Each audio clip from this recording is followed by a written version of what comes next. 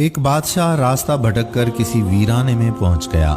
وہاں جھونپڑی تھی۔ اس جھونپڑی میں رہنے والے شخص نے بادشاہ کی بڑی خدمت کی۔ وہ غریب جانتا بھی نہیں تھا کہ یہ بادشاہ وقت ہے۔ مسافر سمجھ کر خدمت کرنے لگ گیا۔ بادشاہ بہت خوش ہوا۔ جب جانے لگا تو اس نے اپنی انگلی سے انگوٹھی اتاری اور کہا کہ تم مجھے نہیں جانتے ہو کہ میں بادشاہ ہوں۔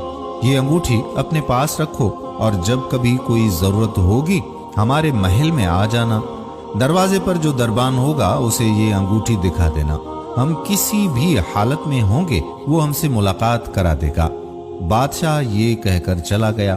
کچھ دن گزرے تو اس کو کوئی ضرورت آن پڑی۔ وہ دیہاتی بڑے میاں محل کے دروازے پر پہنچے۔ کہا بادشاہ سے ملنا ہے۔ دربان نے اوپر سے نیچے تک دیکھا کہ اس کی کیا اوقات ہے کہ یہ بادشاہ سے ملے۔